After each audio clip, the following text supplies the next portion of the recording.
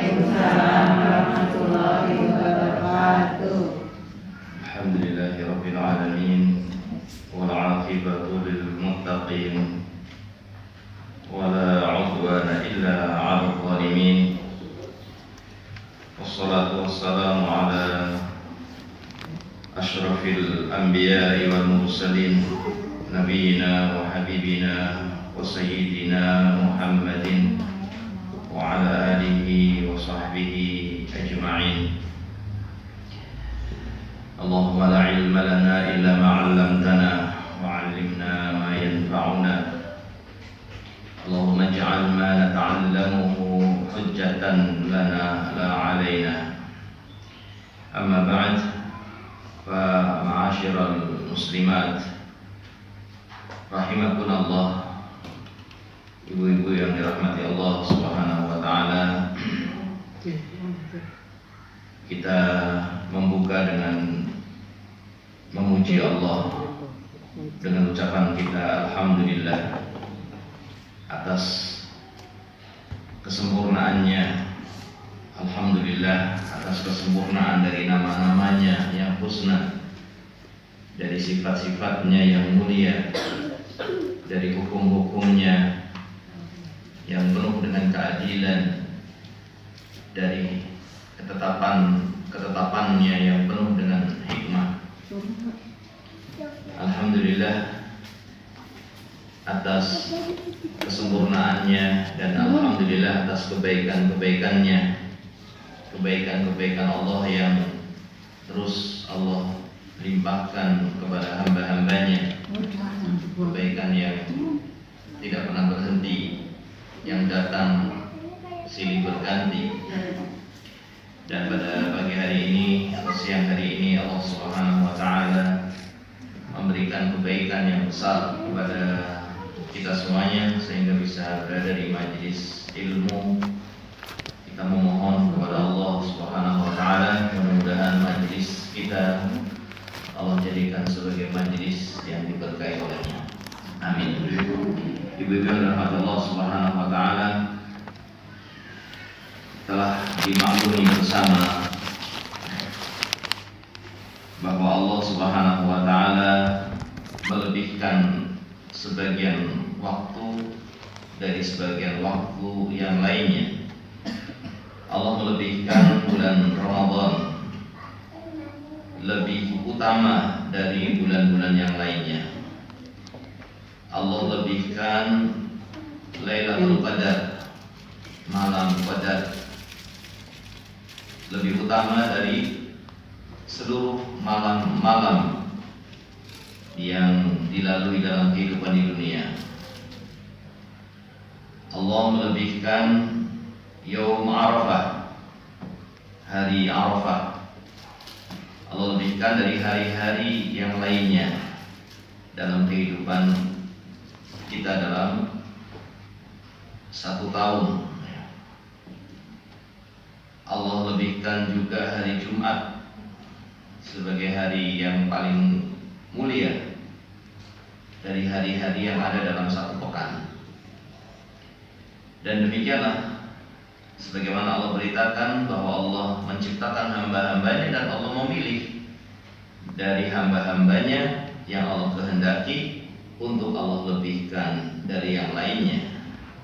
Wa rabbuka yakhluqu ma yasha wa yakhtar. Dan Rabb kalian menciptakan apa yang dikehendakinya dan memilih dari apa yang diciptakannya. Dan di depan kita, ibu-ibu yang dirahmati Allah Subhanahu wa taala, ada hari yang istimewa, ada hari-hari yang Allah tetapkan untuk akhirat kita. Hari-hari yang Allah telah pilih untuk kebaikan akhirat kita. Yang dimaksud di sini adalah bulan Ramadan, Syahrul Ramadan al-Mubarak, bulan Ramadan yang diberkahi oleh Allah Subhanahu wa taala. Ini adalah bulan yang berisi hari-hari yang Allah tetapkan untuk kebaikan kita di akhirat. Jadi Allah menetapkan bulan Ramadan itu untuk kebaikan di akhirat, bulan untuk akhirat. Hari-hari yang Allah istimewakan untuk kebaikan di akhirat.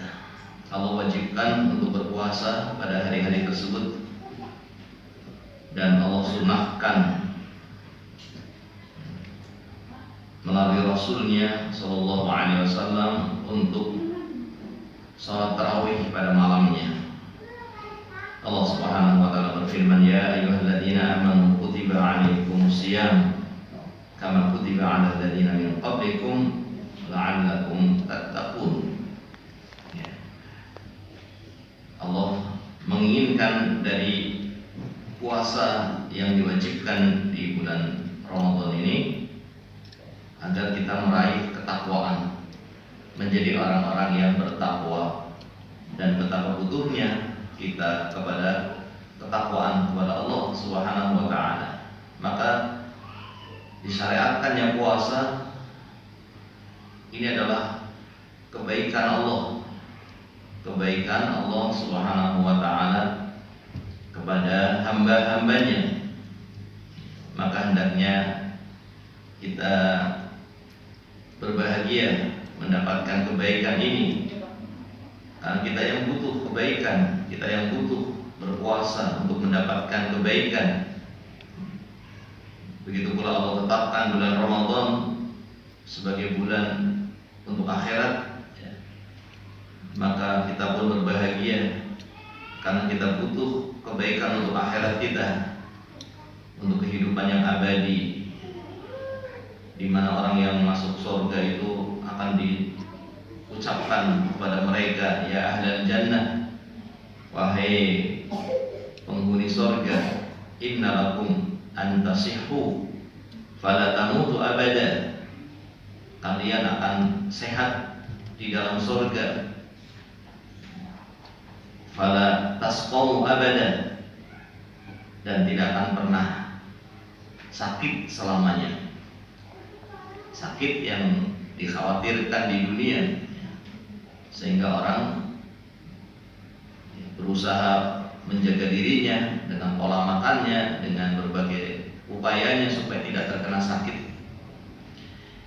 Kekhawatiran ini tidak ada di akhirat bagi penghuni surga.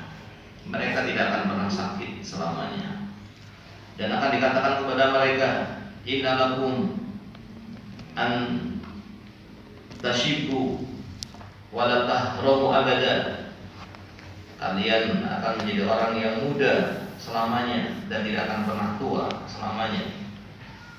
Wa innalakum an tahyau fala tamutu abada, kalian akan menjadi orang yang hidup selamanya dan tidak akan pernah mati selamanya. Ini kematian yang dikhawatirkan di dunia. Seseorang akan terkena, kekhawatiran ini tidak akan ada lagi di akhirat bagi penghuni surga. Ya, maka bulan Ramadan bulan untuk akhirat, bulan untuk mendapatkan kebaikan di akhirat, dan Allah mewajibkan pada bulan tersebut puasa untuk kebaikan hamba-hambanya. Maka hendaknya kita menjalankan ibadah puasa ini dengan penuh sukacita, dengan kelapangan dada, dengan sambutan, dengan persiapan untuk bisa menjalankan ibadah ini dengan sebaik-baiknya, karena keutamaannya yang luar biasa. Disebutkan dalam hadis yang diriwayatkan oleh Imam Bukhari dan oleh Imam Muslim, Nabi SAW bersabda, kullu amal ibni Adam yudha'af, setiap amalan manusia itu dilipat gandakan oleh Allah. Al-hasanatu asyru amsalihah, satu kebaikan itu dilipat gandakan menjadi 10 kali lipat, bahkan ila 700 dhi'fin, bahkan sampai 700 kali lipat. satu kebaikan itu nilainya di sisi Allah bisa 10 sampai 700 kali lipat. Kemudian Nabi SAW menyatakan, Allah berfirman, illa saum, kecuali ibadah yang namanya puasa, kecuali amalan yang namanya puasa. Fa innahu li, karena amalan itu untukku. Ini Allah yang mengatakan, amalan itu untukku. Wa ana ajzi bihi, dan aku yang akan membalasnya. Jadi puasa itu keluar dari aturan 10 kali lipat atau 700 kali lipat. Berarti pahalanya berapa? Pahalanya tidak terhingga, tidak ada batasnya. Karena puasa itu adalah untuk Allah dan Allah yang akan membalasnya. Yada'u syahwatahu wa ta'amahu min ajli. Orang yang berpuasa itu meninggalkan syahwatnya, meninggalkan makanannya karena aku. Lis-shaimi farhatan, untuk orang yang berpuasa akan mendapatkan 2 kebahagiaan. Dan tidak didapatkan kecuali orang yang berpuasa. Hanya orang yang berpuasa yang mendapatkannya. Itu farhatun 'inda fitrihi, kebahagiaan ketika selesai dari puasa, selesai dari setiap hari ataupun selesai dari 1 bulan, akan mendapatkan kebahagiaan. Wa farhatun 'inda liqa'i rabbih, dan kebahagiaan yang lebih besar lagi ketika nanti berjumpa dengan Rabb-Nya. Wala khulufu fihi atyabu 'inda Allah min rihil misk, dan baunya, bau mulut yang keluar dari orang yang berpuasa itu lebih wangi di sisi Allah daripada minyak misik. Ya, hadis ini diriwayatkan oleh Imam Bukhari dan oleh Imam Muslim. Meskipun yang saya baca itu riwayat Imam Muslim. Di sini Allah mengkhususkan bahwa puasa itu untuknya. Padahal seluruh ibadah ya untuk Allah. Seluruh ibadah untuk Allah. Qul inna salati wa nusuki wa mahyaya wa mamati lillahi rabbil alamin, la syarikalah, wa bidzalika umirtu wa ana awwalul muslimin. Bahwa Allah memerintahkan nabinya untuk mengatakan, sesungguhnya salatku, sembelihanku, hidupku, matiku, semuanya untuk Allah. Namun di sini dalam hadis ini dikatakan seluruh amalan anak Adam dilipat gandakan menjadi 10 sampai 700 kali lipat kecuali puasa, karena puasa itu untukku. Di sini menunjukkan bahwa puasa itu meskipun ibadah yang lainnya juga untuk Allah, tapi puasa lebih nampak untuk Allahnya, lebih ikhlas. Karena orang yang berpuasa itu tidak tahu, orang yang sedang berpuasa, orang lain tidak tahu kalau dia sedang berpuasa. Karena orang yang berpuasa itu sebagaimana yang lainnya, berjalan, beraktivitas sebagaimana yang lainnya. Ada yang tetap mengajar, ada yang tetap membersihkan rumah, ada yang keluar rumah ke pasar, ada yang ini aktivitas sebagaimana biasa. Namun sebetulnya dia sedang beribadah kepada Allah Subhanahu wa ta'ala. Sehingga ini ibadah yang rahasia, tidak ada yang tahu kecuali dia dan Allah Subhanahu wa ta'ala. Orang yang berpuasa itu kalau dia mau menutup rumahnya, menutup kamarnya, kemudian dia makan, minum di rumahnya, tidak ada yang tahu. Ya. Tidak ada yang tahu kecuali Allah Subhanahu wa ta'ala. Namun dia tidak melakukannya. Padahal kalau dia mau, dia bisa melakukannya.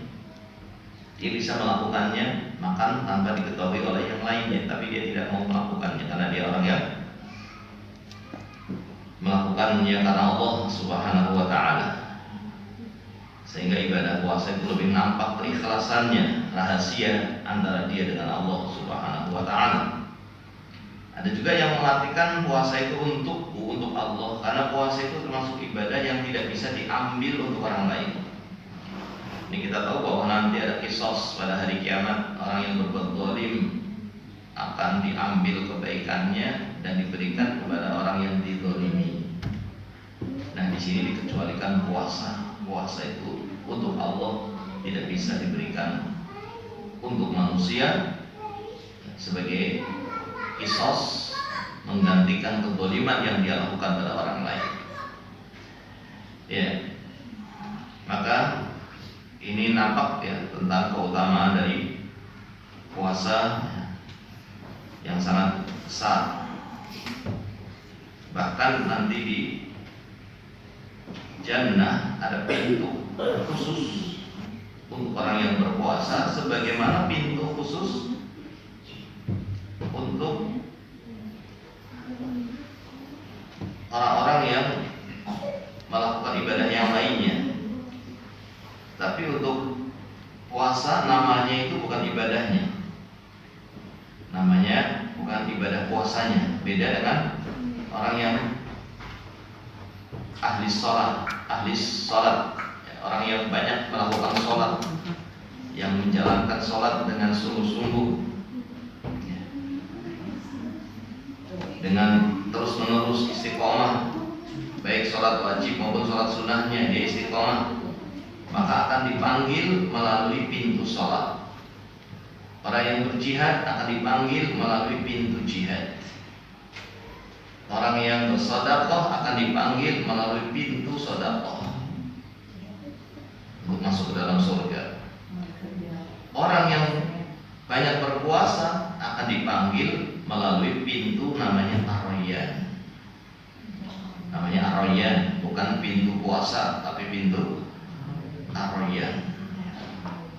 Nah, memiliki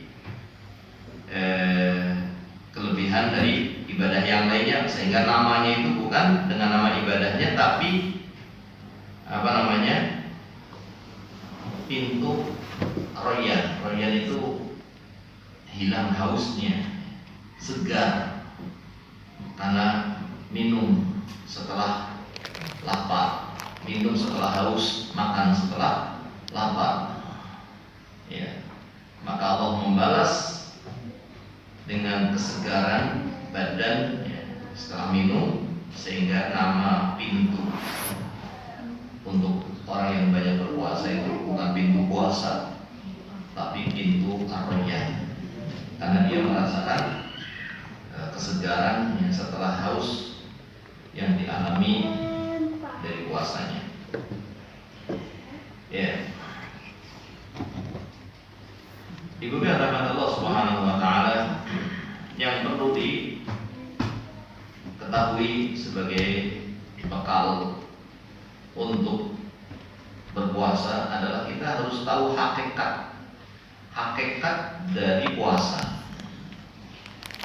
Bukan hanya kita melakukan ibadah tapi tidak paham hakikatnya. Seluruh ibadah itu harus difahami ya. Seperti tauhid ya, misalnya ibadah yang paling besar mewujudkan kalimat la ilaha illallah. Bahwa tauhid itu bukan hanya mengucapkan la ilaha illallah saja, bukan berzikir dengan la ilaha illallah sekian kali. Betul, zikir dengan la ilaha illallah itu termasuk paling afdolnya zikri. Paling afdolnya zikir itu la ilaha illallah.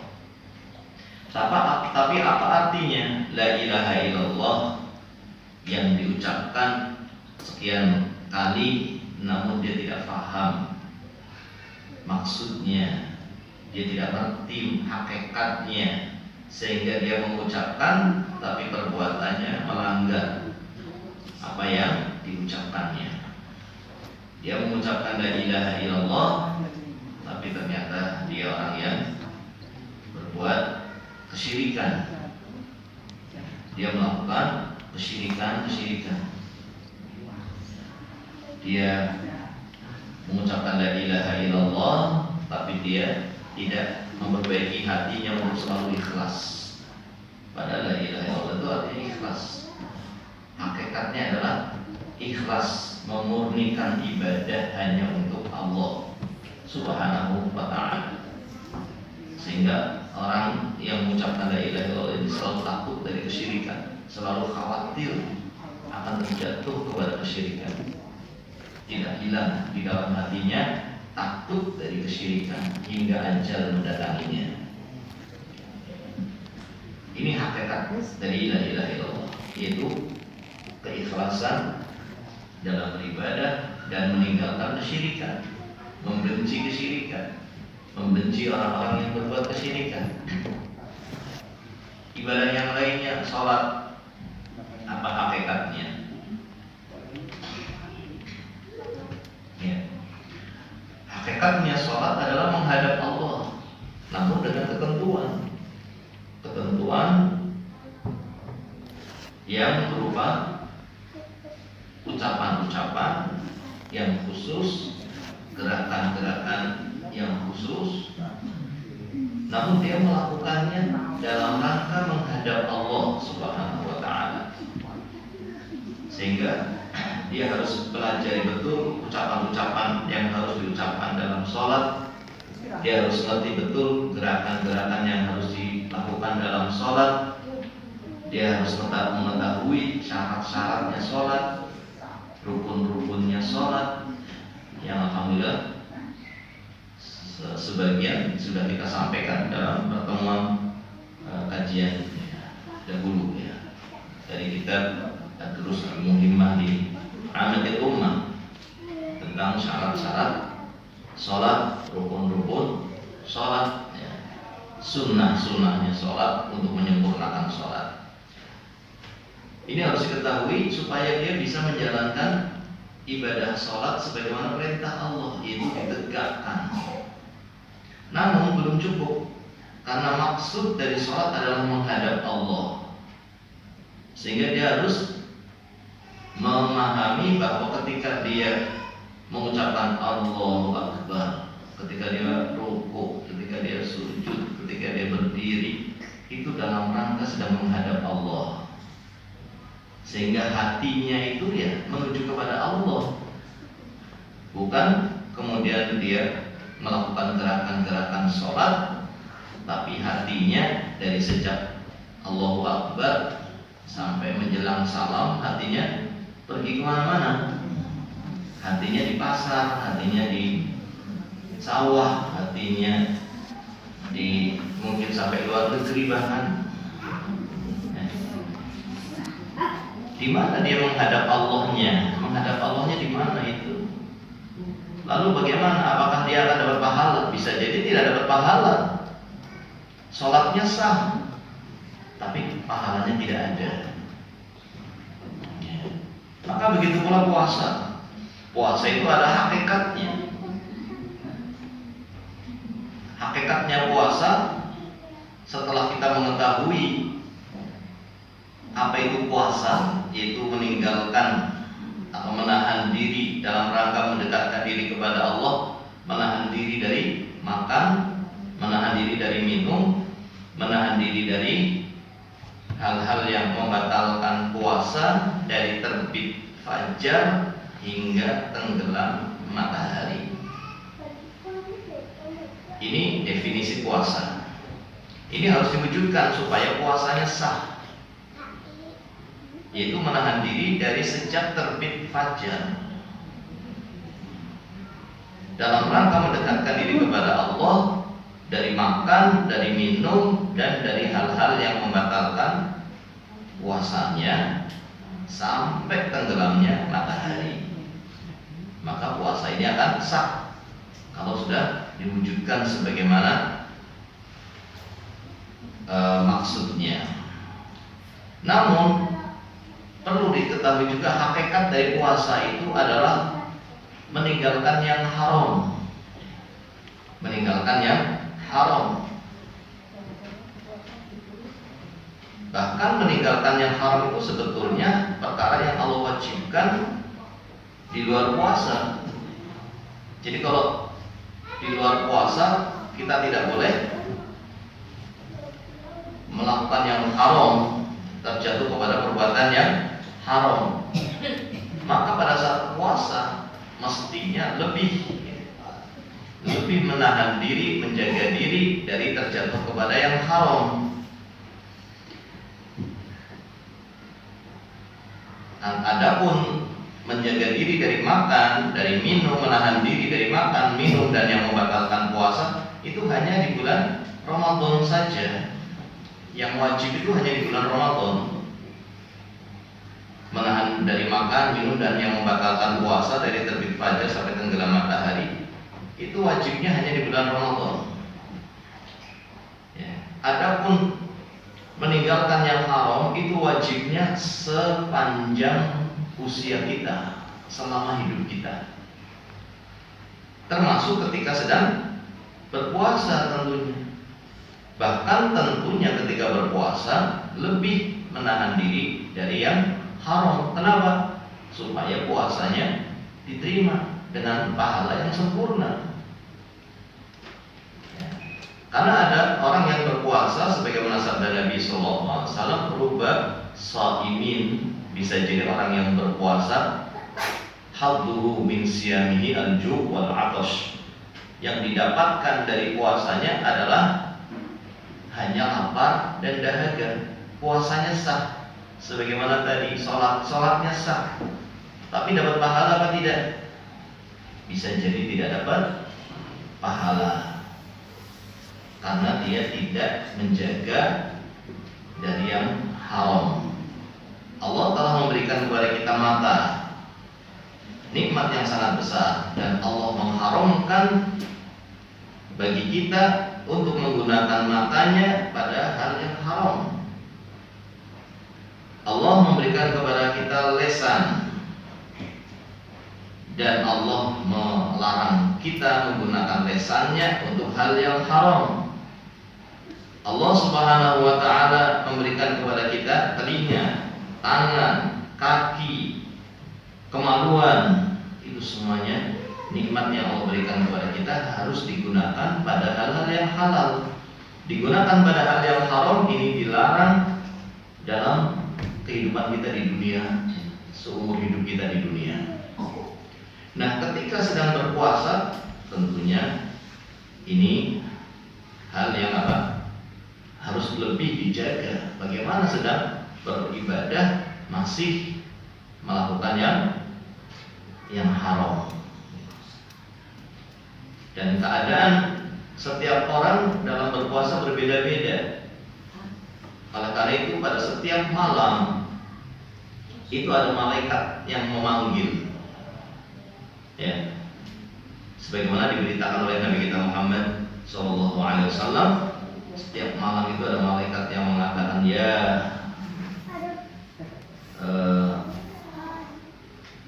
baghiyal khair aqbil, wahai orang-orang yang ingin berbuat baik, lakukanlah, jangan batalkan niat baik kamu, jangan batalkan, lakukanlah keinginan-keinginan baikmu.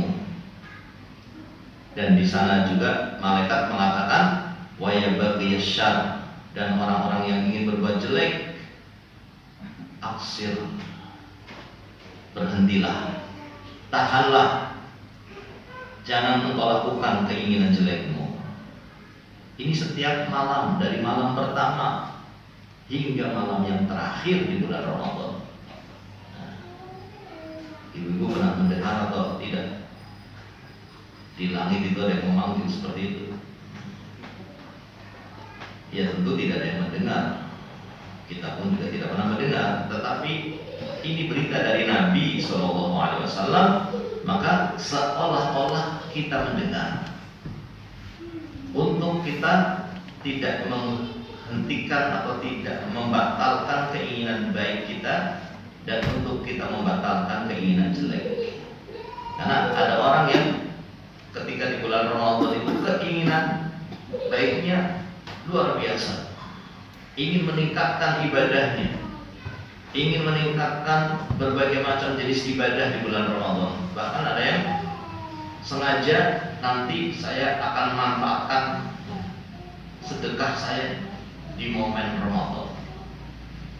sehingga dia kumpulkan uang untuk dipraktekkan, untuk diwujudkan sebagai sedekah di bulan Ramadan. Memanfaatkan kesempatan di mana surga, pintu-pintu surga dibuka dan pintu-pintu neraka ditutup,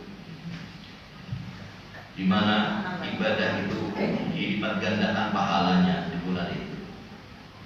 Sehingga ada orang yang punya keinginan baik yang luar biasa, maka di sana ada malaikat yang mengatakan, wahai orang-orang yang berkeinginan baik, jalankan keinginanmu. Namun tidak semua orang seperti itu. Ada justru orang yang masih ingin melakukan kejelekan-kejelekan, tidak peduli dengan bulan Ramadan. Maka malaikat mengatakan, wahai orang-orang yang berbuat jelek, berhentilah. Hentikan keinginanmu untuk melihat yang haram, untuk melihat apa ibu-ibu, sinetron, apalagi itu acara-acara yang haram, musik, keinginan-keinginan mendengarkan musik, keinginan-keinginan melihat tayangan-tayangan yang diharamkan. Hentikan keinginan-keinginan itu, jangan diwujudkan. Hentikan untuk ingin mendengar yang haram, hentikan untuk mengucapkan kata-kata yang haram, dari riba, menggunjing orang, namimah, mengadu domba, berdusta. Hentikan itu semuanya. Jangan diwujudkan keinginan jelekmu. Ini manusia itu tidak sama dalam berpuasa. Ya. Maka ibu berdoa Allah Subhanahu wa taala, hakikat dari puasa adalah meninggalkan yang haram. Hakikat dari puasa adalah meninggalkan yang haram. Oleh karena itu, Nabi Shallallahu Alaihi Wasallam ketika ditanya oleh para sahabat tentang amalan apa yang ibadah puasanya siapa yang paling afdol? Siapakah orang yang berpuasa yang paling afdol? Setelah sebelumnya bertanya tentang ayyul mujahidin a'dham, orang yang berjihad yang paling afdol itu yang kayak apa? Fa ayyus shaimin a'dham ajra, orang yang berpuasa itu yang bagaimana yang paling besar pahalanya? Kemudian juga ditanya tentang ibadah yang lainnya. Nah, ternyata seluruh ibadah yang ditanyakan dari jihad maupun puasa, yang paling afdol itu adalah yang paling banyak berzikir kepada Allah pada saat melakukannya. Yang paling afdol dari orang yang berpuasa adalah yang paling banyak berzikir kepada Allah Subhanahu wa taala. Mengapa demikian? Mengapa Nabi sallallahu alaihi wasallam menyatakan demikian? Ya, tentunya ini wahyu dari Allah, dan hikmahnya adalah apa? Hikmahnya adalah untuk mencegah dari melakukan yang haram. Kalau disibukkan dengan berzikir, maka dia tidak akan tertipu untuk melakukan yang haram, untuk melakukan yang lainnya, karena dia sibukkan dengan berzikir. Berzikir itu bisa dengan zikir-zikir yang diajarkan ya, oleh Nabi SAW, ataupun dengan membaca Al-Quran, ataupun dengan berdoa. Ini semuanya bentuk dari zikir ya. Dengan berdoa, dengan baca Quran, dengan zikir, mana yang paling afdol? Baca Quran atau zikir? Ya, melihat keadaan, mana yang lebih afdol, baca Quran atau doa? Ya, melihat keadaan juga, karena ada saat-saat di mana zikir lebih afdol dari baca Quran. Misalnya setelah sholat setelah sholat. Maka zikir itu lebih afdal karena itulah yang dicontohkan oleh Nabi SAW. Setelah sholat beliau berzikir, beristighfar 3 kali, mengucapkan Allahumma antas salam wa minkas salam tabarakta ya dzal jalali wal ikram. Berzikir, mengucapkan setelah itu membaca ayat kursi, kemudian mengucapkan bertasbih 33 kali, bertahmid 33 kali, bertakbir 33 kali, dan ditutup dengan la ilaha illallah wahdahu la syarika lah lahul mulku wa lahul hamdu wa huwa ala kulli syai'in qadir. Ini lebih afdal daripada membaca Quran. Dan untuk sore hari juga ditambah dengan zikir sore, itu lebih afdal daripada membaca Al-Quran. Antara adzan dan iqamah, ketika ibu dengar adzan, kemudian berwudu, kemudian apa? Berdoa di saat antara adzan dan iqamah, maka itu lebih afdal untuk berdoa. Lebih afdal untuk berdoa. Mana yang lebih afdal, membaca Quran atau menjawab adzan? Pada saat itu menjawab adzan lebih afdal daripada membaca Al-Quran. Hentikan baca Qurannya, menjawab adzan dulu. Karena baca Quran ada waktu lainnya, tapi menjawab adzan hanya saat itu.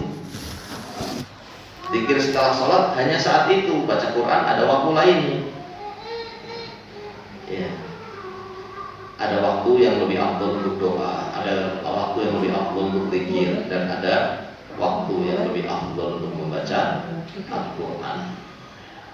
Terutama di malam hari itu waktu untuk membaca Al-Quran. Sebagaimana Nabi SAW dahulu membaca di hadapan malaikat Jibril setiap malam, membaca Al-Quran di hadapan malaikat Jibril. Ya, maka ibu yang dirahmati Allah Subhanahu wa taala, ya, inilah ya yang dimaksud dengan puasa. Bukan hanya menahan lapar, bukan hanya menahan haus. Ya, maka kesimpulan kita untuk taklim ya siang hari ini, pagi hari ini, mudah-mudahan yang sedikit ini berharga dan bisa dipahami untuk bisa menjadikan ilmu sebagai bekal untuk menghadapi bulan Ramadan nanti. Yang pertama adalah apa tadi? Bahwa puasa ini adalah kebaikan dari Allah Subhanahu wa taala. Datangnya bulan Ramadan adalah kebaikan dari Allah. Ketika seorang berjumpa dengan bulan Ramadan, maka dia betul-betul telah mendapatkan kebaikan yang besar dari Allah Subhanahu wa taala. Maka hendaknya disambut dengan penuh sukacita, dengan penuh syukur, dengan penuh kebahagiaan, dan diwujudkan syukurnya dengan bertaubat kepada Allah. Diwujudkan syukurnya dengan mentaati Allah. Diwujudkan syukurnya dengan kembali kepada Allah. Diwujudkan syukurnya dengan memperbanyak kebaikan-kebaikan di bulan Ramadan. Kemudian puasa yang dijalankan di bulan Ramadan sebagai kewajiban yang Allah perintahkan itu ibarat perhiasan, ibarat dia itu berlian, atau ibarat itu emas yang harus dijaga, jangan sampai rusak, jangan sampai kotor pun jangan sampai kotor, terus dijaga, terus dibersihkan, karena puasa itu adalah ibadah yang sangat berharga. Puasa itu adalah ibadah yang punya nilai yang sangat besar di sisi Allah Subhanahu wa taala. Tidak bisa dinilai dengan dunia seisinya. Puasa itu ibadah yang ibarat ya, barang yang memiliki harga yang sangat mahal, ya, punya nilai yang sangat besar, sangat berharga. maka harus dijaga. Maksudnya kita harus menjaga puasa kita, menjaga puasa kita dari hal-hal yang akan mengotorinya, menjaga puasa kita dari hal-hal apalagi yang merusaknya. Kita berusaha untuk mengatur waktu, menjadwal waktu dan sebaik-baiknya, untuk tidak menyia-nyiakan waktu, dengan berdoa kepada Allah agar diberi pertolongan. Allahumma a'inna ala dzikrika wa syukrika wa husni ibadatik, agar menjadi orang yang tidak malas ketika di bulan Ramadan.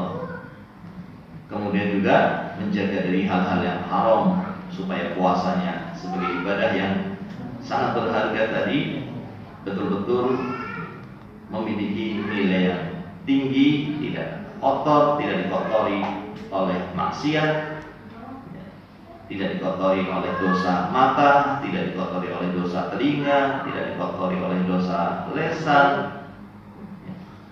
sehingga betul-betul menjadi ibadah yang besar, mendapatkan pahala yang besar, sebagaimana yang Allah telah menyebutkan dalam hadis yang diriwayatkan oleh Nabi SAW dari Allah, bahwa puasa itu pahalanya tidak terhingga, dilipat gandakan tanpa ada ketetapan kelipatannya. Maka ini kesempatan yang sangat berharga, kesempatan yang sangat besar. Orang yang tidak meningkatkan ibadahnya, tidak mendapatkan kebaikan di bulan Ramadan, tidak berubah di bulan Ramadan, betul-betul dia orang yang telah ditetapkan oleh Allah sebagai orang yang tidak akan mendapatkan kebaikan. Orang yang tidak mendapatkan kebaikan di bulan Ramadan, tidak berubah keadaannya di bulan Ramadan, tidak meningkatkan ibadahnya di bulan Ramadan, tidak bertaubat kepada Allah di bulan Ramadan, maka ini tanda bahwa dia betul-betul orang yang tidak diinginkan kebaikan oleh Allah Subhanahu wa taala. Oleh karena itu hendaknya kita terus memohon kepada Allah Subhanahu wa taala agar diberi taufik, agar diberi pertolongan untuk bisa mendapatkan kebenaran,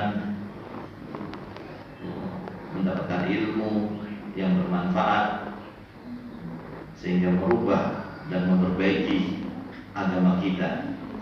Mudah-mudahan Allah Subhanahu wa taala senantiasa memperbaiki agama kita,